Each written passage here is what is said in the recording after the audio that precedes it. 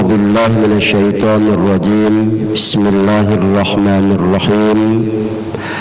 ربي فبما أغويتني لأقعدن لهم صراطك المستقيم ثم آتيناهم من بين أيديهم ومن خلفهم وعن أيديهم وعن شمائلهم ولا تجد أكثر الناس لا يشكرون حمدا وشكرا لله والصلاة والسلام على رسول الله من لا نبي بعده اللهم صل على محمد وعلى آله وأصحابه أجمعين. Amma ba'du. Bapak Ibu, orang-orang tua saya yang saya muliakan, hadirin dan hadirat yang berbahagia dan yang dirahmati Allah, begitu juga kaum muslimin dan muslimat, para pendengar dimanapun berada. Puji dan syukur marilah kita panjatkan kehadirat Allah Subhanahu wa ta'ala, serta salawat dan salam kepada junjungan kita Nabi besar Muhammad sallallahu alaihi wasallam yang sangatlah kita harapkan syafaat beliau di yaumil akhirah.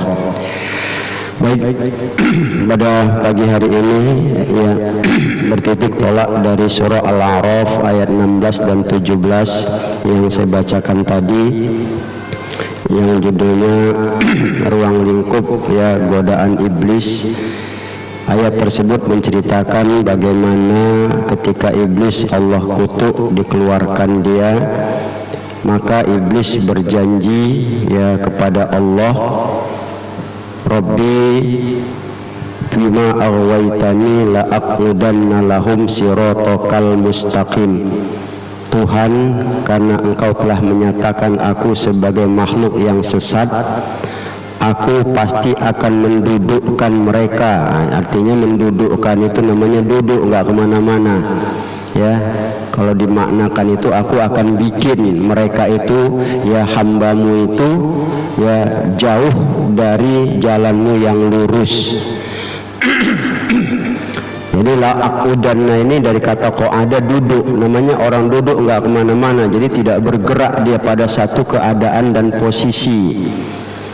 Nah, apa yang diperbuat iblis mendudukkan kita itu ya, dari sisi godaannya, maka dia mengatakan summa la'atiyannahum min baini aidihim. Kemudian dari duduk itu artinya dia katanya apa? Kemudian aku akan datangi mereka ya, min baini aidihim dari depan, wa min khalfihim dari belakang, wa an aymanihim dari sebelah kanan, wa an syama'ilihim dari sebelah kiri.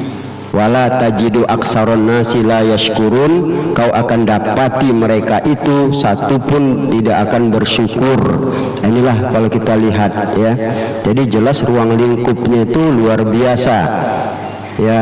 Istilahnya 4 mata penjuru angin kita itu yang dilakukan iblis ya. Bahkan sekarang ini banyak ya, nanti sampai kita akan singgung permasalahan itu. Nah, tentunya arah ataupun ruang lingkup pertama aidihim, depan.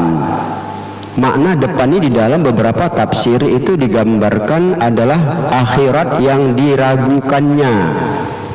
Karena di depan kita ini akhirat. Kita bakal mati, kita bakal di padang mahsyar, bakal menghadapi hari kebangkitan, bakal ada surga, bakal ada neraka, itu di depan kita akan datang. Itu diragukannya ya, tidak ada itu ya, berbangkit tak ada, surga tak ada, nggak jelas-jelas. Ngapain mikirin tak jelas-jelas itu satu penafsiran ya. Jadi pemahaman depan ini itu tadi ya, tidak ada surga, tidak ada neraka, dan itu kadang terpengaruh oleh orang karena habis mati ya mati, sama aja kayak jahiliyah yang surah Yasin ya itu ya, pada 79 digambarkan tentang wadoroba lana itu. Nah, ini kan jelas sama kita ya, itu satu ya. Kemudian aidihim ini ada juga man qabbalad dunya ya, ini dunia yang dihadapannya penuh dengan kemajuan ya. Itu pula makna daripada aidihim. Kemajuan dunia ini itu juga trik salah satu yang ada di hadapan kita yang begitu berkembang ya. Salah satu sekarang yang gandum itu kan Pokemon Go, itu kan trik iblis itu ya. Kalau kita tanpa sadari Ya, kita mau lalai, mau terduduklah di situ, mau kita bilang ya bermain aja hidup ini, cobalah.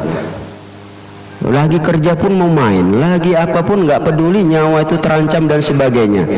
Ini kan satu gambaran, kita bilang iblis mendudukkan kita pada posisi perkembangan kemajuan dunia. Itu kita kadang tidak menyadari. Ya. Apalagi itu kalau dibilang kan jelas ya. Itu kan apa ya, ada saya jumpai orang macamnya berseluruh tapi serius ya. Satu orangnya jauh ya, satu lagi ya saya kenal itu. Jadi di mana kenalnya nih? Satu di Medan, satu di Malaysia sana. Tahu-tahu kan di Medan ini bisa akrab. Oh, kami jumpanya di Dumai. Saya pikir apa Dumai? Rumah dunia maya ya. Ya, lupa singkatan dari dunia maya itu Dumai ya. Main di sinilah bahayanya itu, kita bilang. Berapa banyak orang kadang ditipu di situ, yang memperkenalkan diri melalui Facebook, tunjukkan gambar yang lain, ditunjuknya yang cantik, yang gagah. Ya, terakhir apa? Tak kenal tak yang mana mukanya, jumpa di satu tempat, hilang anak gadis orang, coba lah. Berapa banyak yang hilang hari itu kan? Ada yang sekarang tak pulang, coba. Itulah bahayanya ya dunia yang penuh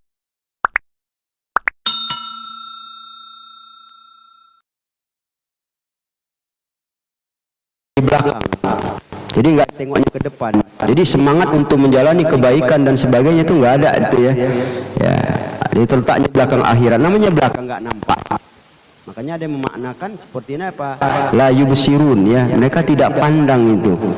Nggak ada itu, akhirat tuh nggak penting itu. Artinya juga ya ngapain menghayal tentang akhirat yang tak jelas. Ya di depan nggak jelas, sudah letak aja di belakang lah. Ya sekarang apa di depan kita itu ajalah bikin yang nampak ini. Itulah kenyataan, kita bilang bahwa belakang juga seperti itu. Atau juga makna yang diambil oleh para ulama, dunia fazayyanaha wa da'ahum ilaihim. Arti belakang ini digoda iblis dari belakang, katanya apa? Dunia yang dihiasinya begitu indah. Ya, begitu indah dihiasinya dunia, dan terus mengajak kepada dunia itu sehingga kita terduduk di situ kan. Sama seperti kita bilang kan sekarang orang ini, kita ini sekarang kalau cerita silaturahmi itu macamnya nggak perlu.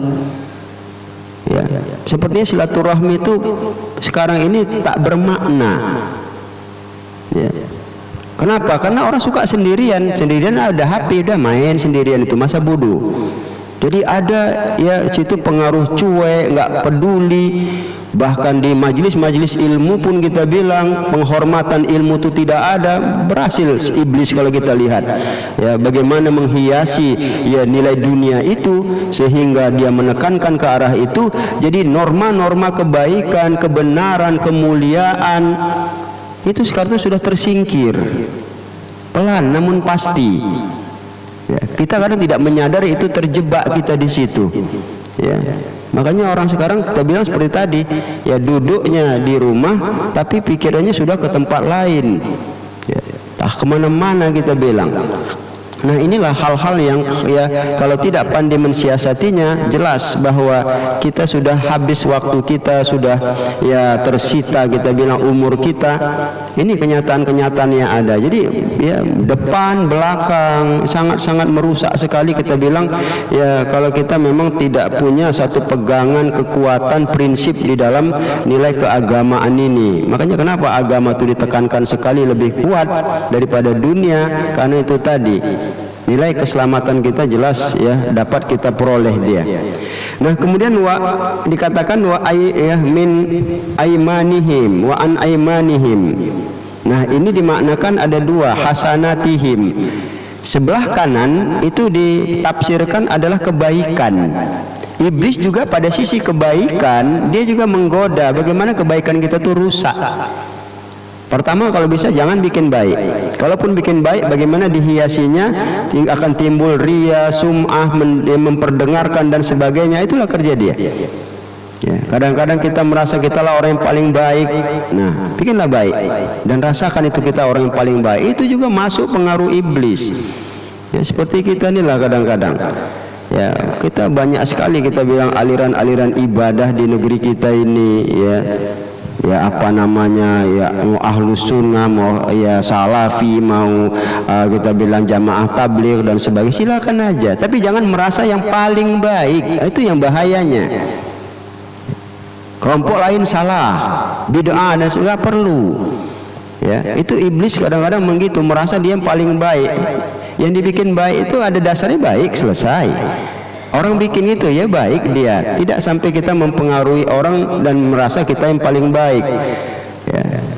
Banyak ya kisah-kisah yang diungkapkan, seperti seorang rohib ya, yang dia itu ya dititipkan seorang anak gadis. Itu pelan-pelan ya, mula-mula dikasihnya makan, tertaknya jadi situ, udah dia pulang. Datang iblis, ya maunya kau tengok, akan dapat pahala lagi, kau lihat bahwa jelas yang kau kasih, jangan-jangan dikasih sama orang lain. Terus dibujuk, terpengaruh ya, udah begitu digodanya lagi, masa ditengok aja. Cobalah ya, sampaikan sama dia bahwa makanan itu dia yang masak begini, dibikinnya. Lama-lama masak itu perempuan dibiari sendiri. Cobalah bercakap-cakap di depan pintunya. Itu kan banyak pahalanya, membuat orang tidak sendirian. Akhirnya apa? Masuk rumah. Ya, dua-duaan ya habislah. Ini kalau kita lihat, inilah ya iblis tuh, yang baik itu dihiasinya sehingga kita rusak. Nah, ada juga aimanihim, ini adalah ahli keluarga. Nah, keluarga juga kita bilang jadi sasaran iblis untuk kita itu bisa jauh dari Allah. Di surah Al-Munafikun itu kan jelas ya, pada ayat yang ke-8 itu, ya ayyuhalladzina amanu la tulhikum amwalukum wala auladukum an zikrillah. Wahai orang beriman, jangan disebabkan ya anak-anak kamu dan harta kamu ya kamu tuh berpaling jauh dari mengingat Allah. Nah, ini juga bisa kita terjebak di situ. Nah, kemudian wa an syama'ilihim ya.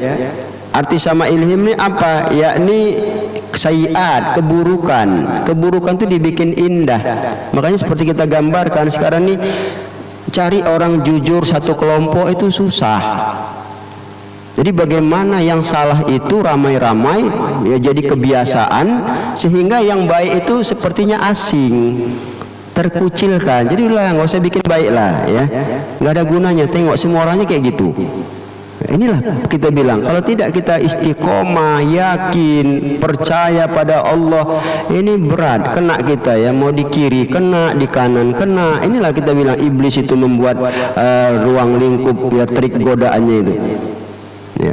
Sisi lain, apa makna sama ilihim ini adalah ya mal, harta. Karena harta kita juga cenderung ya, ketika sudah banyak ataupun ketika perlu kali, kadang-kadang udahlah kan ya, apa salahnya curi aja lah kan, kepepet. Nah itu mula-mula enak rupanya 2 kali, kenapa kepepet juga, masa kepepet sampai 10 kali. Nah ini kan lucu, aneh kita bilang. Itulah kita bilang ya, dari harta itu kalau banyak lalai, sedikit kita bilang berupaya untuk mendapatkan dengan berbagai macam caranya. Nah hal-hal seperti inilah ya, jadi nampaknya muka, belakang, kanan, kiri. Sepertinya kita kalau tidak pandai mensiasati, terjebak kita, terlalu sulit untuk bergerak dibikin iblis. Maka itu Rasulullah Shallallahu Alaihi Wasallam ya ada mengajarkan satu doa kepada kita itu ya, Allahumma hfazni ya min baini aidi wa min khalfi wa min yamini wa min ya dikatakan ya wa min shimali wa min fauki. Ya Allah, peliharalah aku dari mana? Dari depanku, dari belakangku, dari kananku, dari kiriku ya, dan dari atasku. Nah, kenapa ini atas dia minta? Itu tadi, karena muka, belakang, kiri, kanan, mana yang tidak dibilang iblis di situ? Atas. Berarti atas itu apa? Vertikal kita kepada Allah, itu yang membuat iblis tidak punya ruang. Jadi sepanjang hidup kalau kita tidak ya terus berhubungan dengan Allah, zat yang maha tinggi, ini habislah kita ini.